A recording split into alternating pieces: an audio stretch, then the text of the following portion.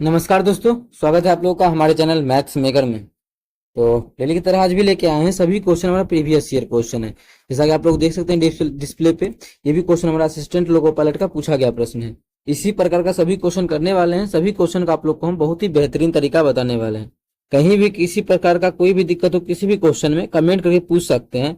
ये आपका अपना चैनल है मैथ्स मेकर। तो अच्छा लगे, क्वेश्चन समझ में आए तो अपने सभी दोस्तों के साथ इस वीडियो को ज्यादा से ज्यादा शेयर कीजिएगा। चलिए हम लोग पहला क्वेश्चन से स्टार्ट करते हैं।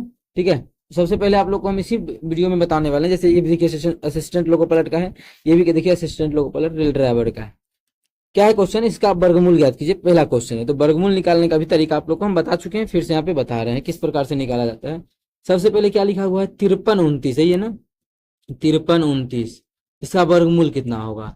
यहाँ पर तो हम इकाई अंक पे भी जा सकते हैं। मानिए ये क्या लास्ट में क्या है, 9 है, लास्ट में क्या है, 9 है। 9 है तो किस किस के स्क्वायर के लास्ट में 9 आता है, 3 का करते हैं तो 3 3 9, 7 का करते हैं तब आता है। मतलब जिसके लास्ट में 3 है, जिसके लास्ट में 7 है, वही आंसर हो सकता है। मतलब 4 वाला तो होगा नहीं, 4 वाला बिल्कुल आंसर नहीं होगा, 6 वाला नहीं होगा। आंसर ये हो सकता है या फिर ये हो सकता है। आप दोनों में से होगा कौन। अगर टक्कर पचे भी मारेंगे तो हम लोग आंसर मारेंगे ये, क्यों, क्योंकि 7 4900 के आसपास है।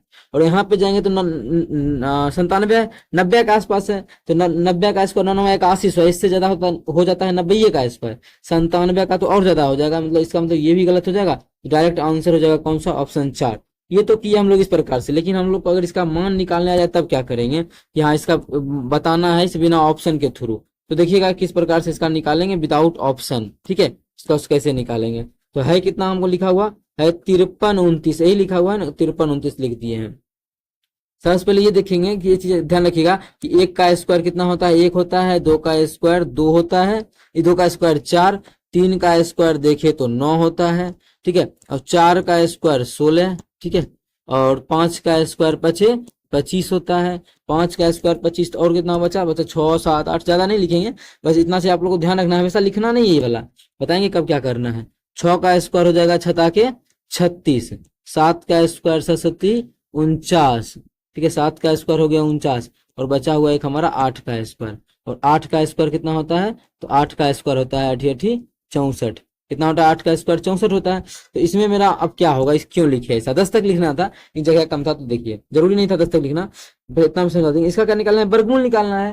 तो यहाँ पे देखिए कि लास्ट में क्या है, लास्ट का 2 अंक सबसे पहले पकड़ लेना है। क्या करना है, लास्ट का 2 अंक 2 डिजिट को पकड़ लेना है। तो 2 डिजिट हमारा पूरा गया ये 29। 29 में भी देखना है कि लास्ट में क्या है, लास्ट में क्या है, 9 है। 9 है, किस किस का स्क्वायर करते हैं तो 9 आता है। ऐसा हम लोग को पता है कि 3 का स्क्वायर करते हैं तब 9 आता है, और 7 का स्क्वायर करते हैं तब 9 आता है, क्योंकि 7 7 49, 3 3 9, दोनों का इकाई अंक पे 9 आता है। तो अब बचा आगे का कहानी, आंसर के लास्ट में 3 होगा या 7 होगा। बचा हमारा क्या, इसमें से क्या होगा। ठीक है, इसमें से दोनों, इस यहाँ 53 का क्या है। अब देखिए 53 पहले ये देखना है किस किस के स्क्वायर के बीच में आता है, इसीलिए हम लोग ये लिखे हैं। 53 किस किस के स्क्वायर के बीच में आता है, ये ध्यान दीजिएगा। 53 है ना, 53 कहाँ पे आया है, देखिए 53 हमारा आएगा इस दोनों के बीच में, यहीं पर आएगा ना, इस दोनों के बीच में हमारा क्या आएगा, 53 आएगा। जहां पे भी 53 आया जिस दोनों के बीच में, उसमें पहले वाला हम लेंगे। तो पहले में क्या था, 7 था, तो चलिए 7 ले लिए, तो पता चल गया। अब बीच वाला लिखना नहीं था, नहीं तो यहाँ पे अगर ये चीज नहीं लिखते यहाँ पे, तो लिखते किसके किस बीच में आएगा, तो 7 का स्क्वायर और 8 का स्क्वायर के बीच में आएगा। तो पहले वाला लेंगे 7 है तो 7 लेंगे।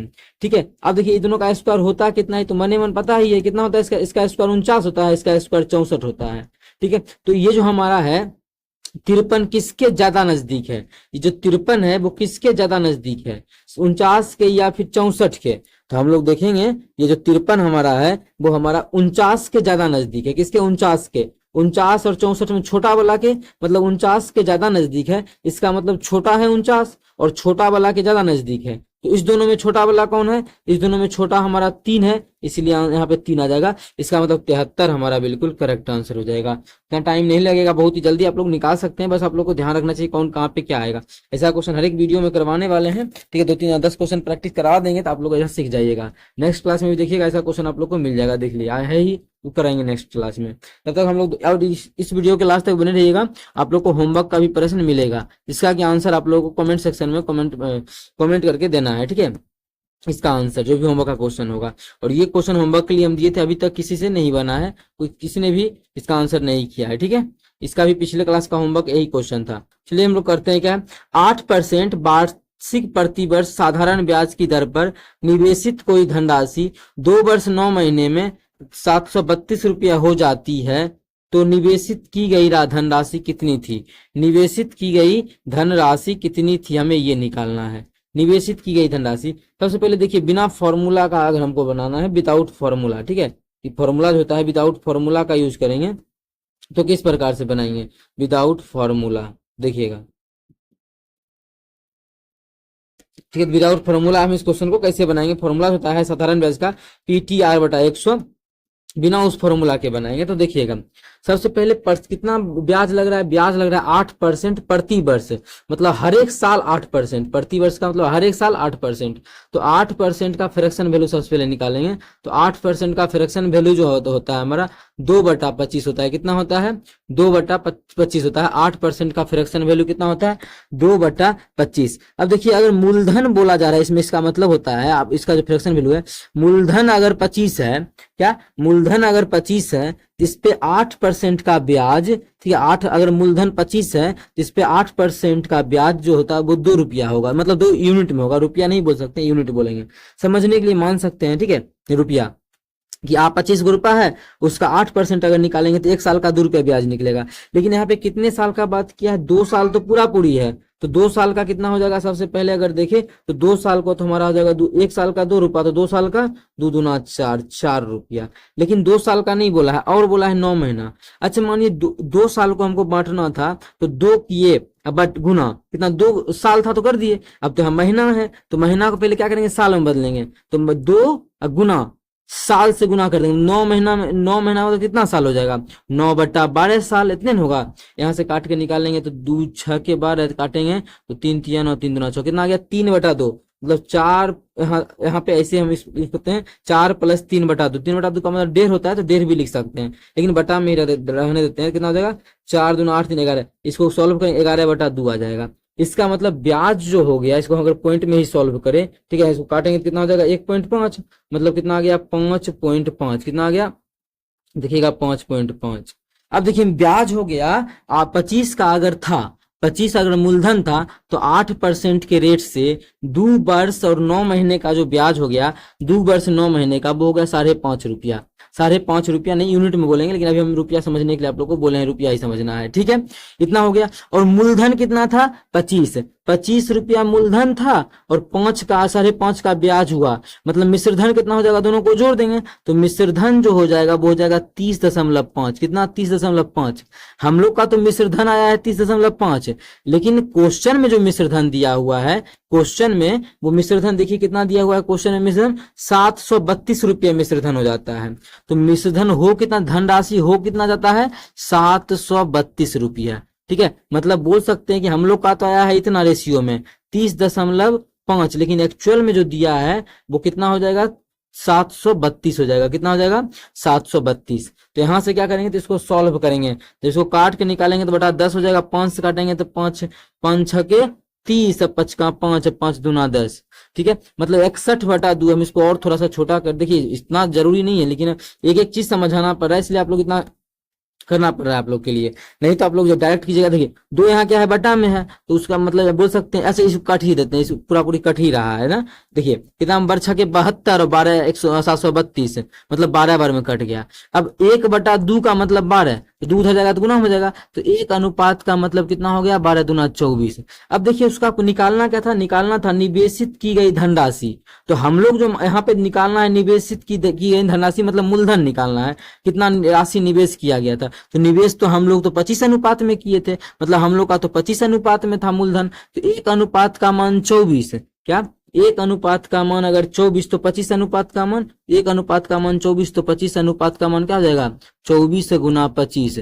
जब करेंगे 25 चौक 100 के 0, बाकी 10, 25 दूना 50, 10 60, कितना आ जाएगा 600। मतलब निवेश की गई राशि जो है, निवेश की गई राशि वो 600 रुपये है, जो कि हमारा तीसरा ऑप्शन में है। तो तीसरा ऑप्शन हमारा बिल्कुल करेक्ट आंसर हो जाएगा। कौन सा ऑप्शन, तीसरा ऑप्शन। उम्मीद करते हैं दोस्तों समझ में आ गया होगा। कहीं भी किसी प्रकार का कोई भी दिक्कत हो किसी भी क्वेश्चन में, कमेंट करके पूछ सकते हैं। ये आपका अपना चैनल है मैथ्स मेकर। अगर अच्छा लगता है, क्वेश्चन समझ में आता है, तो अपने सभी दोस्तों के साथ इस वीडियो को ज्यादा से ज्यादा शेयर करें।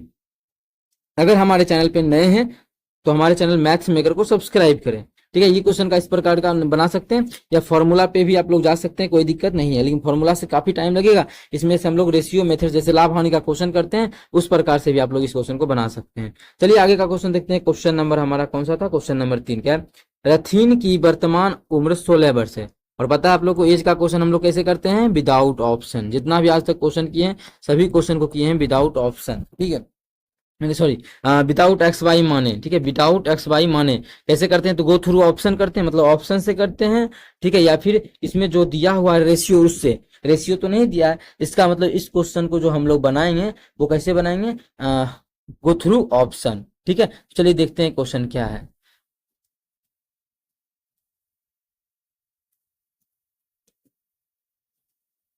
क्या है? रथीन की वर्तमान उम्र 16 वर्ष है। कौन है? रथीन है। ठीक है, और कौन है? जबकि उसके चचेरे भाई को हम लिख देते हैं भी। चचेरे भाई की उम्र 7 वर्ष है। ठीक है, चचेरे भाई की उम्र, रथीन की वर्तमान उम्र 16 साल है, उसके चचेरे भाई की उम्र 7 साल है। जितना बोला उतना हम लिख दिए हैं।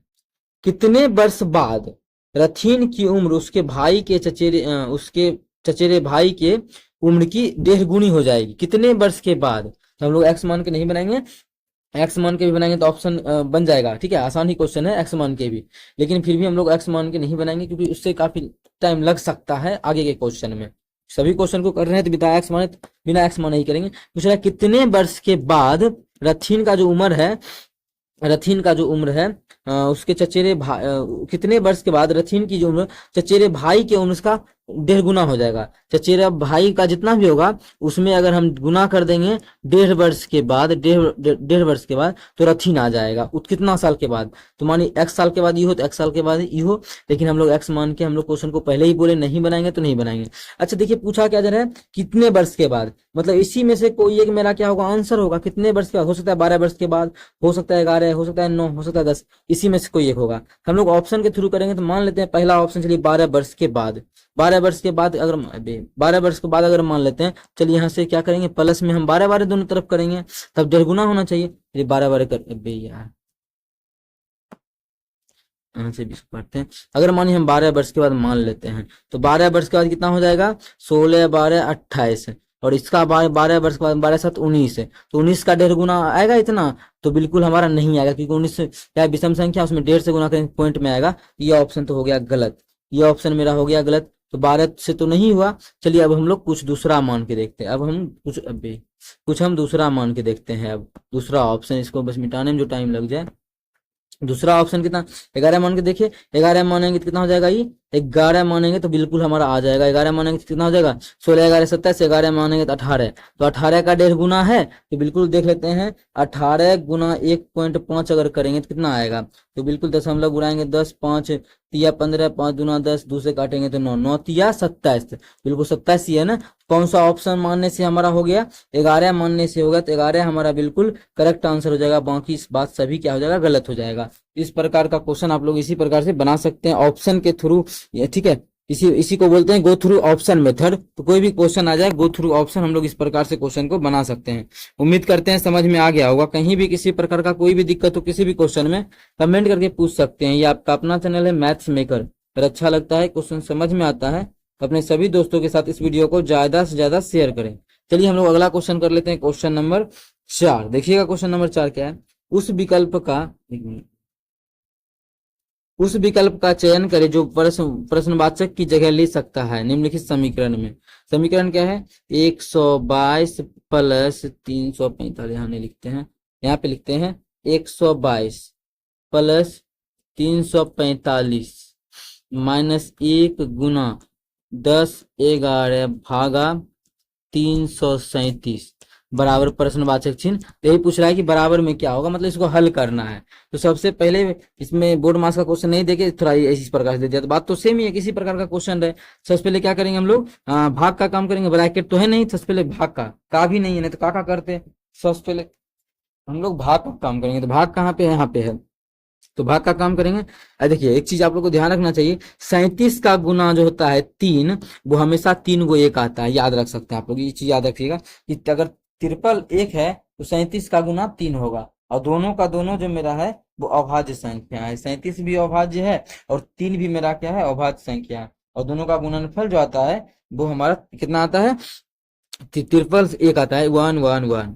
सेम उसी प्रकार से यहाँ देखिए 3 गुना करेंगे 900 और इसका 3 गुना करेंगे तो 111, तो 1011 तो कितना बार में कटेगा, 3 बार में। तो इसी प्रकार, इसलिए बोले याद रखने के लिए, इसका बहुत जगह इसका काम होता है। हो गया भाग का काम। अब क्या करेंगे, तीन दोनों को गुना का काम करेंगे तो दोनों को गुना कर देंगे। दोनों करेंगे तो पूरे का मान कितना हो जाएगा, 3 हो जाएगा। एक में गुना करेंगे 3। अब इन दोनों को जोड़ के 3 घटा देंगे, तो डायरेक्ट पहले 3 नहीं घटा दे, 3 घटा देंगे हो जाएगा 342। कितना हो जाएगा, 342। उसमें जोड़ देंगे हम लोग कितना, 122। जब जोड़ेंगे तो 4 6 4 कितना जाएगा, 464। तो किस ऑप्शन में है, तो ऑप्शन हमारा चौथा में है, 464। चौथा ऑप्शन हमारा बिल्कुल करेक्ट आंसर हो जाएगा। कौन सा ऑप्शन, चौथा ऑप्शन। उम्मीद करते हैं दोस्तों समझ में आ गया होगा। कहीं भी किसी प्रकार का कोई भी दिक्कत हो किसी भी क्वेश्चन में, कमेंट करके पूछ सकते हैं। ये आपका अपना चैनल है मैथ्स मेकर। अगर अच्छा लगता है, क्वेश्चन समझ में आता है, तो अपने सभी दोस्तों के साथ इस वीडियो को ज्यादा से ज्यादा शेयर करें। चलिए होमवर्क का क्वेश्चन आप लोग के लिए लेके दिए हुए हैं, ठीक है। तो आप लोग के होमवर्क का क्वेश्चन है ये, ठीक है। इसका आंसर आप लोग को बना के कमेंट सेक्शन में कमेंट कर देना है। इस क्वेश्चन का आंसर होमवर्क का क्वेश्चन है, बना के कमेंट सेक्शन में कमेंट कर देना है। अगर इसका सॉल्यूशन देखना चाहते हैं, होमवर्क का सॉल्यूशन, ठीक है, तो आप लोग नेक्स्ट वीडियो को जरूर देखें। जिस प्रकार से पिछला का सॉल्यूशन, पिछले क्लास में जो होमवर्क का क्वेश्चन था ये, इसका सॉल्यूशन आप लोग हम यहाँ पे करवा दिए हैं। सेम इसी प्रकार का इसका सॉल्यूशन देखना चाहते हैं तो नेक्स्ट क्लास को जरूर देखें। चलिए मिलेंगे नेक्स्ट वीडियो में इसी प्रकार का बेहतरीन क्वेश्चन लेके। Thank you.